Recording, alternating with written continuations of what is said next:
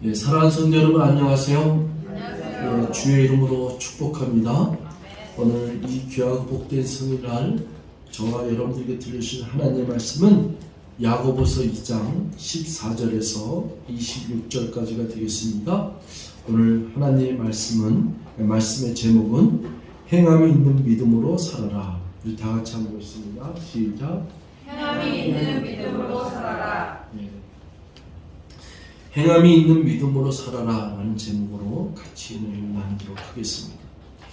야고보서 2장 14절에서 26절을 이제 본문을 택하는데 이 본문에 있는 내용은 믿음과 행함에 대해서 잘 이렇게 비교하면서 설명을 하고 있어요.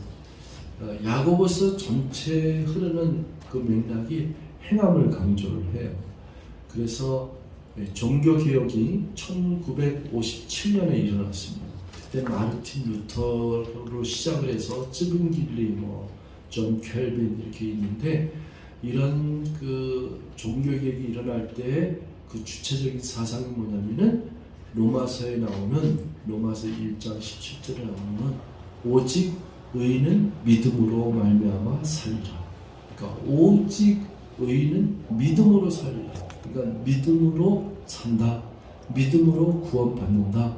예수를 믿어서 인간 아무런 능력이 없고 그리고 착하게 살아야 된다. 아니면 선한 일을 해야 된다. 이런 율법을 강조하는 살인하지 말라, 부모를 공경하라, 도둑질하지 말라. 이런 율법을 강조하는 행위를 강조하는 이 부분을 다 뒤로 하고 오직 예수 그리스도로 말미암아 예수 십자가의 보혈의 피로 말미암아 그것밖에 없다.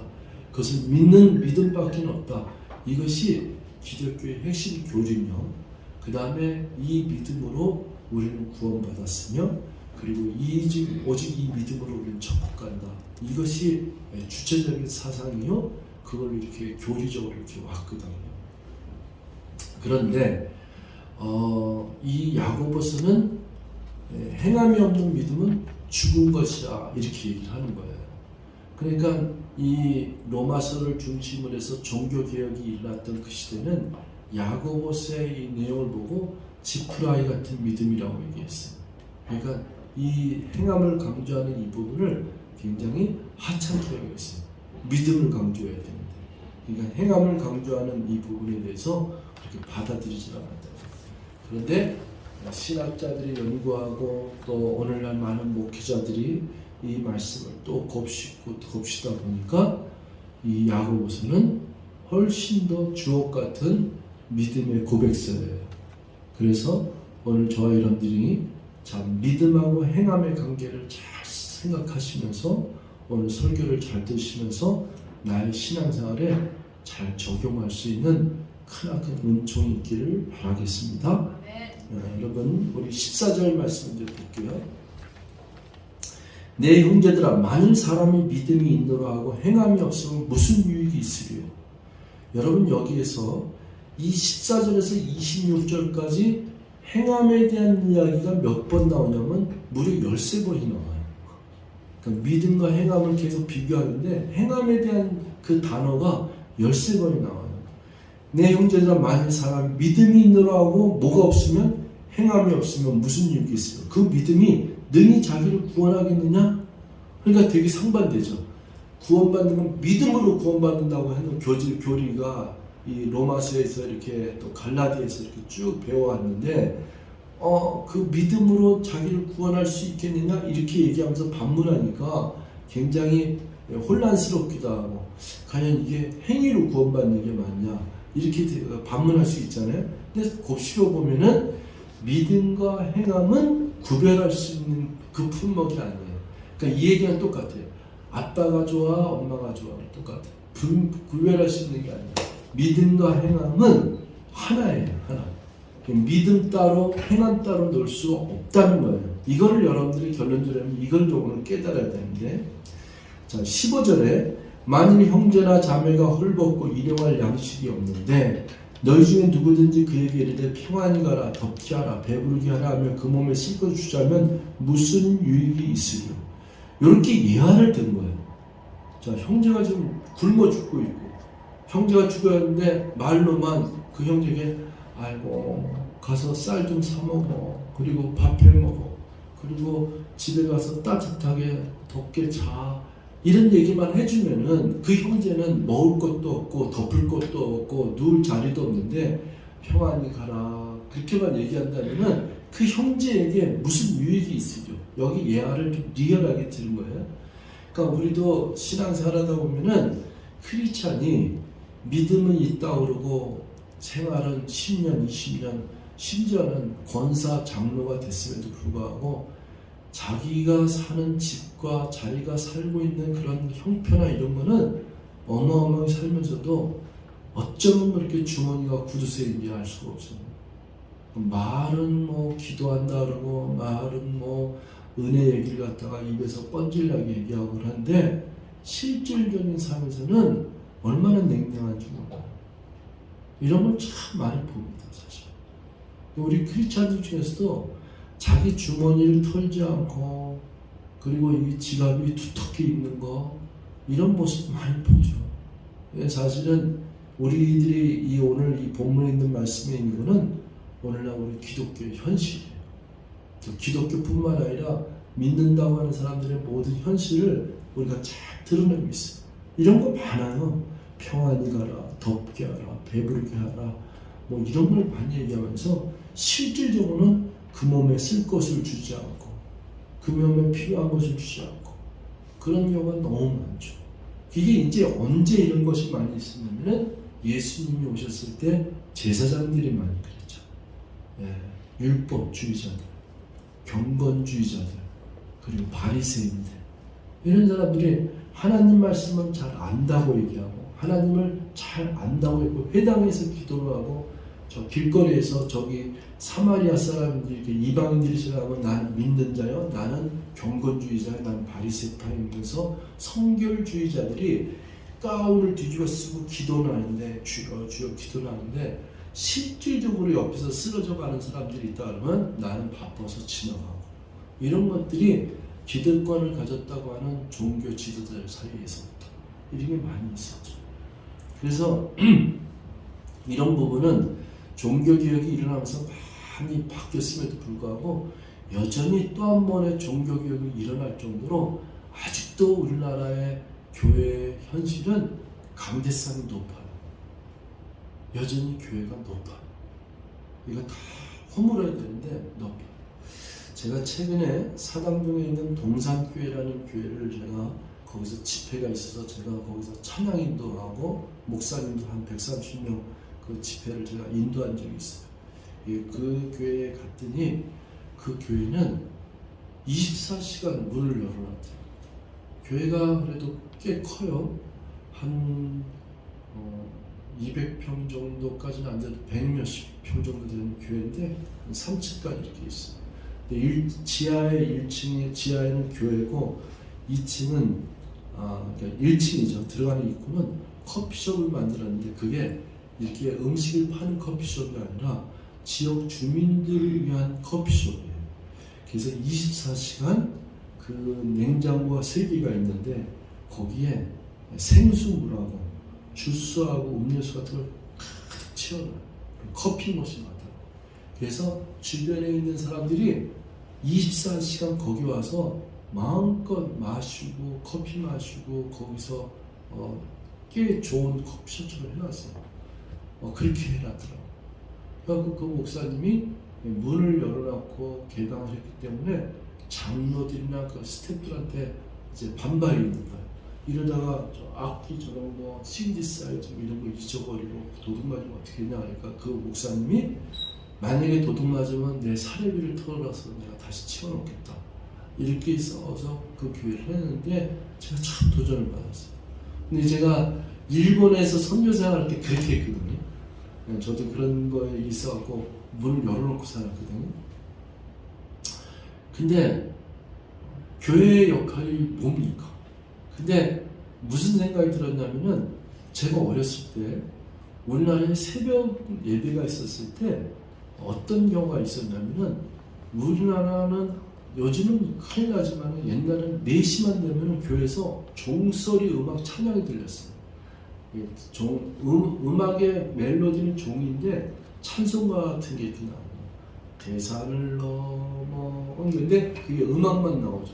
그 음악을 듣고 이제 교회로 가는 게 4시 반, 5시 이렇게 해서 예배 드리잖아요. 그런데 그때요, 많은 사람들이 술을 먹고 밤새 술 먹고 지치고 그러다가 그 소리 듣고 교회로 가서 예수 믿게 된 영혼들이 많이 있어요. 그러니까 지나가다가 지치고 고나고 그리고 힘들고 그리고 또 먹을 것이 없어도 교회 가고 그리고 속상해서도 교회 가고 눈물 흘릴 게 없어도 그래도 교회 가고 그냥 그냥 교회 그냥 가는 거예요. 교회 가면은 뭔가 자기 마음을 달래줄 뭐가 있을까. 그랬던 것이 우리나라의 60년대, 70년대 그 시절이 있었는데 지금은 이게 다 사라져 버렸죠. 교회 문턱이 높아지고 이게 닫혀져 있는 거죠. 이런 부분이 사실은 또 한 번의 종교개혁이 일어나야 될 정도로 상황을 일으키는 거죠. 17절에 이와 같이 행함이 없는 믿음은 그 자체가 죽은 것이야. 18절 어떤 사람 말하기를 너는 믿음이 있고 나는 행함이 있으니 행함이 없는 내 믿음을 내게 보이라. 나는 행함으로 내 믿음을 내게 보이라 하리라. 이건 이제 만약에 믿음하고 행함하고 싸운다 그러면은 행함 있는 사람은 힘이 있죠. 왜? 실질적인 걸 움직이고 있으니까 넌 말로만 하는 네 믿음이 네가 믿음이 있다는 그 믿음을 내게 행함으로 보이라. 이렇게 얘기하는 주장이거든요. 그러니까 이 부분을 조금만 우리가 생각을 하면은 이 믿음과 행함은 분리가 아니라 믿음이 있으면 반드시 행함이 따른다는 이 진리 안에 거하게 될 줄 믿습니다. 그래서 20절에 허탄한 사람아 행함이 없는 믿음이 헛것인 줄을 알고자 하느냐? 우리 조상 아브라함이 그 아들 이삭을 제단에 바칠 때 행함으로 이뤘다 하심을 받은 것이 아니냐? 여러분 이제 아브라함이 이삭을 바치는 그 사건을 잠깐만 돌이켜 볼게요. 아브라함은 이삭을 바치기 전에 믿음으로 의롭다 하심을 칭함을 받았어요. 왜 그랬느냐? 하나님께서 아브라함에게 뭐라 그러냐면은 내가 아들을 낳으리니 그랬어요. 그러니까 아브라함이 내가 100세가 됐는데 무슨 아들이고 사라가 지금 경수가 끊어진 지가 지금 세월이 몇십 년 지났는데 무슨 말도 안 되는 소리를 하십니까? 근데 하나님이 뭐라 그러냐면 약속에 반드시 너에게 아들을 낳았는데 네 아들을 말미암아 이 모든 민족이 하늘의 별과 같이 바다의 모래같이 그렇게 펼쳐질 것이다 하고 약속을 주신 거예요. 그러니까 아브라함이 하나님을 믿지 않다가 하나님이 아브라함을 데려가요. 창세기 15장에 데려가서 밤하늘의 별들을 보게 해요.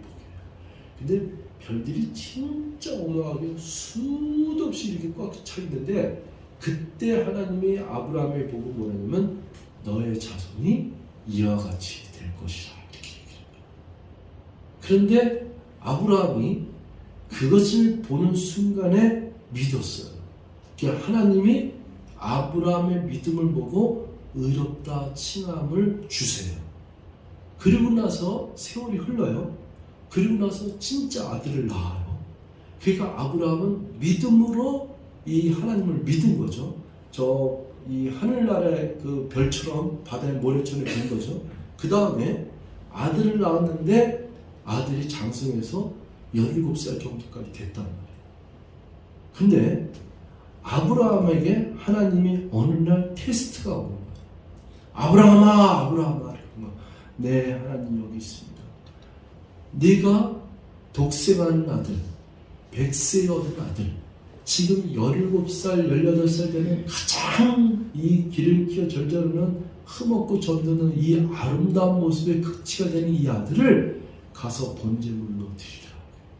그 번제물로 드리다는 건 뭐예요? 항상 이상하고 했던 것이 뭐냐면 제사를 드렸어요.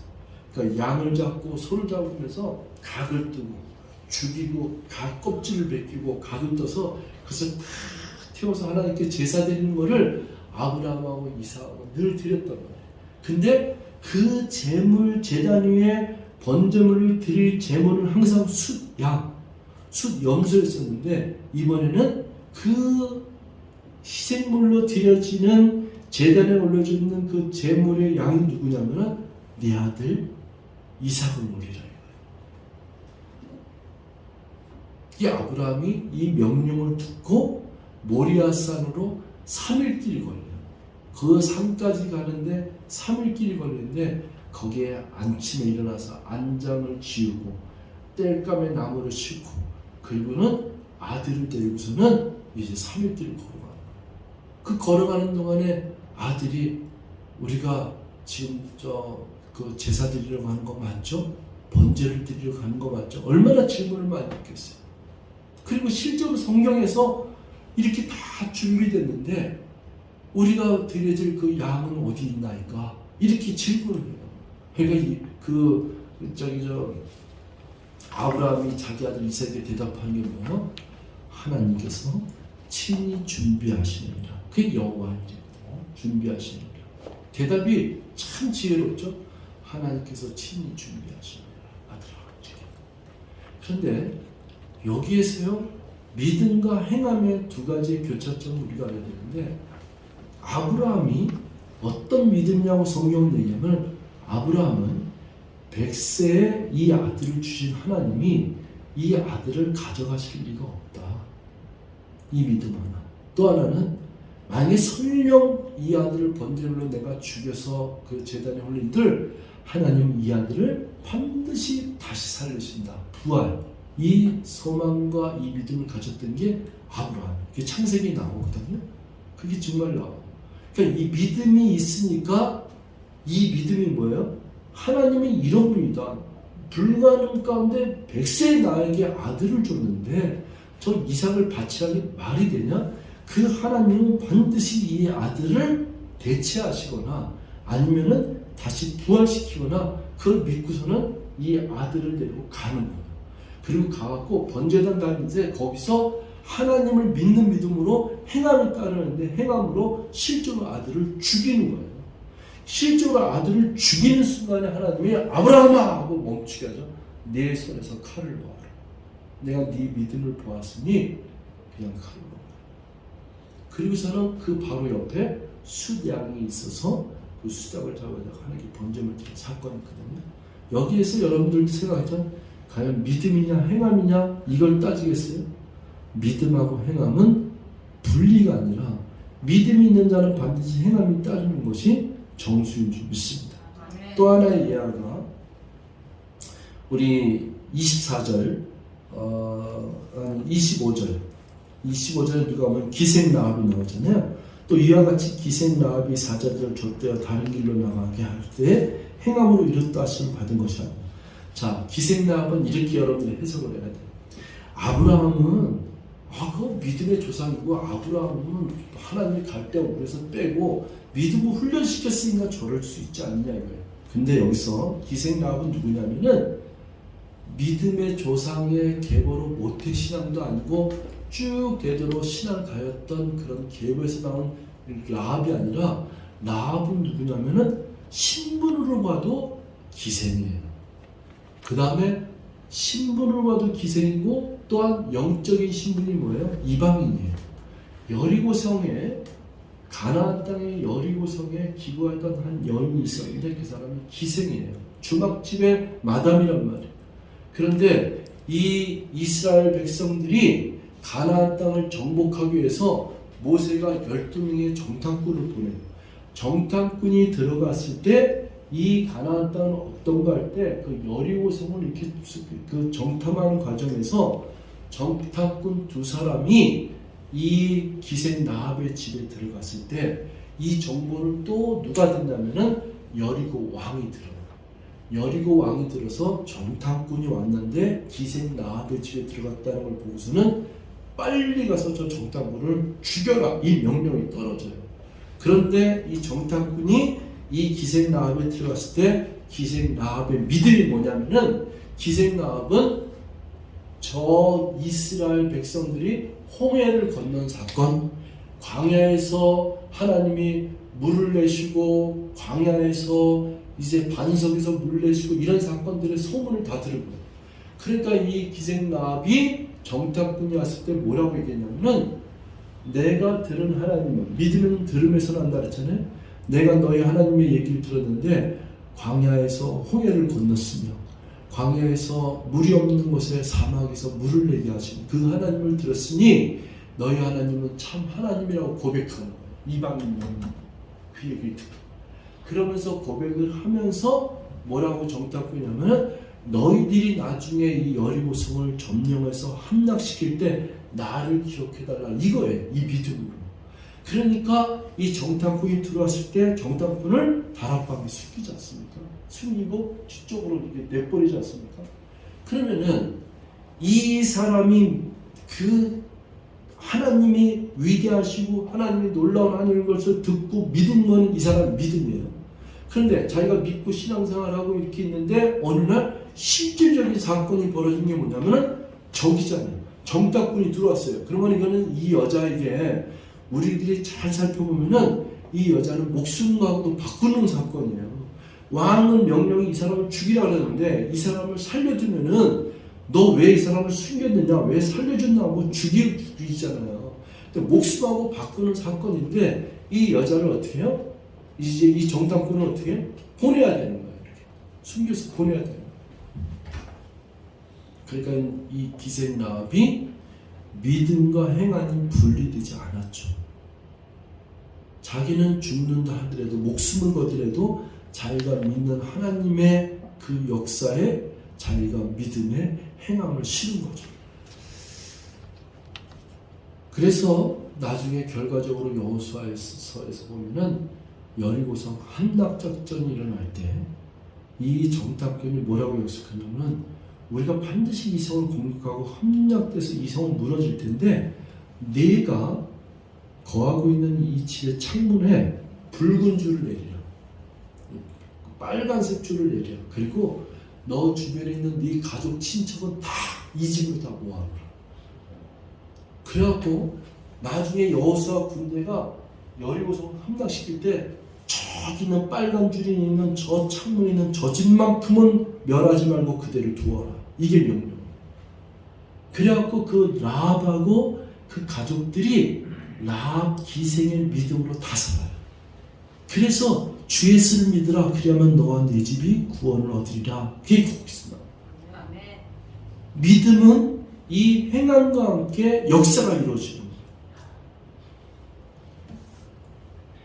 만약에 우리들이 오늘날 율법주의 얘기하고 믿음을 얘기하고 이렇게 하잖아요. 자, 여러분 하나만 더 여러분에게 실질적인 얘기를 하면서 제가 말씀을 마칠게요. 우리 주일날 예배 드리는 거 있잖아요.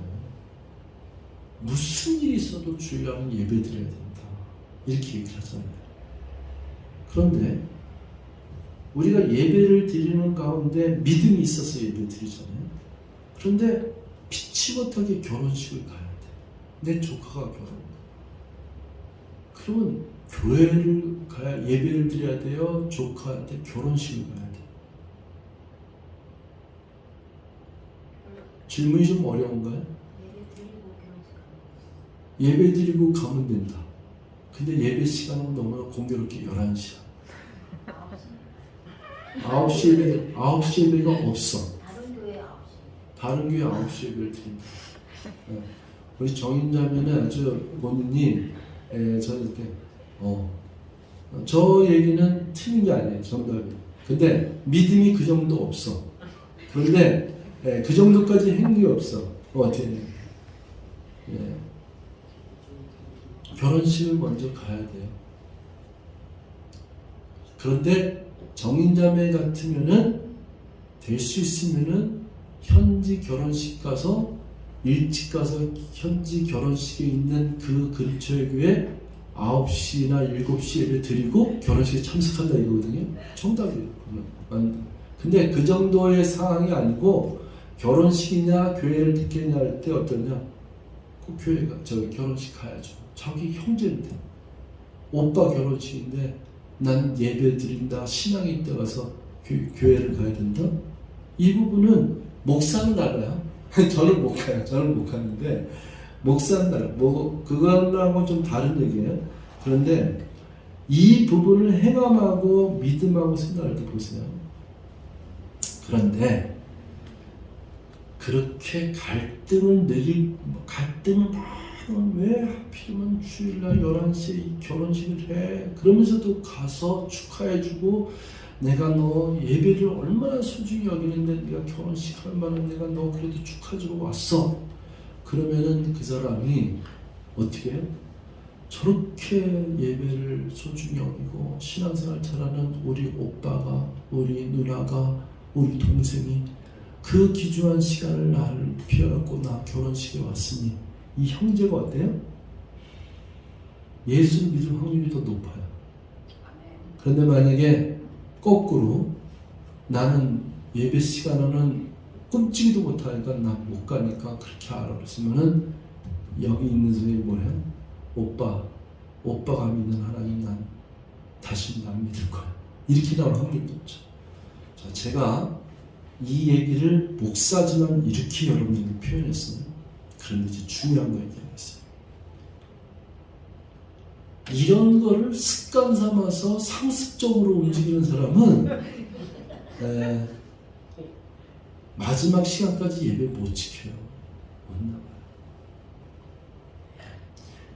내가 교회를 지나가려고 교회를 성경 치고 가다가 중간에 소가 자빠져갖고 사람이 쓰러져서 그 예배를 들어가야 되지만은 그 사람을 건져주고 소를 가까이 빠진 소를 건져주려고 예배를 못 드렸다? 그건 하나님의 뜻이에요. 하나님은 어떤 예배를 기뻐하느냐? 그 예배를 기뻐하는 거예요. 예배 드리지 못할지언정 저 사람을 살려야 되면서 가야 되는 그 상황은 하나님이 기뻐하시는 예배. 이거를 오해를 하지 말아야 돼요. 근데 이 부분이 나의 삶에 습관이 되어 있다면 이 사람은 믿음과 행함이 일치하는 사람. 근데 50년 몇십 년 장로 권사가 되더라도 교회 앞에 강단에 꽃꽂이 하면서 맨 앞에서 성가대 찬양이 이건 하는데 실질적인 이런 상황이 있을 때 나는 지금 성가대 가야 돼요. 죄송해요. 못 건져주겠어요. 하는 사람은 믿음과 행함이 분리되는 거예요.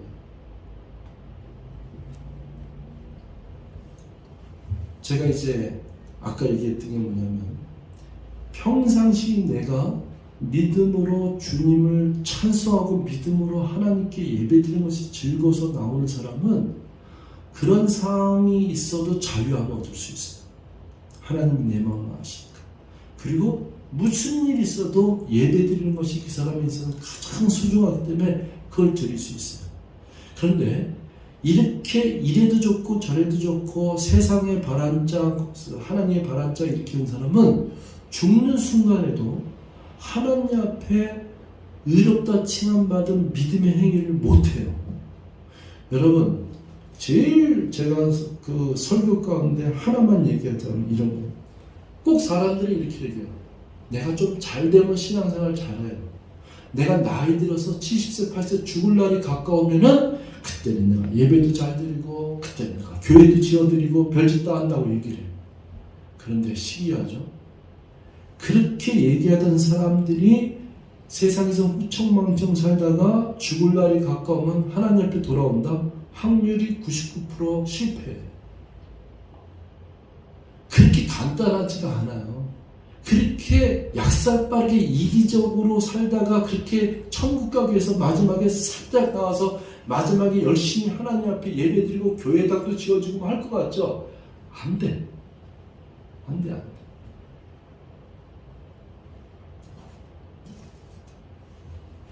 그래서 여러분, 사람은 나의 삶의 주체에서 내 행동의 반경의 습관이 믿음의 근거에서 하루하루를 살아가는 진실성과 성실성과 신실함이 있다는 것을 기억하시기 바랍니다. 그래서 우리는 오늘을 사는 거예요. 믿음은 오늘을 사는 거예요. 과거에 잘 나갔다, 과거에 아주 왕년에 잘 나갔다, 왕년에 신앙생활 잘했다, 엄마가 목사였다, 아빠가 장로였다, 그거 소용없어요. 내가 미래에는 내가 장로가 되겠다, 목사가 되겠다, 이렇게 됐다 필요가 없어요.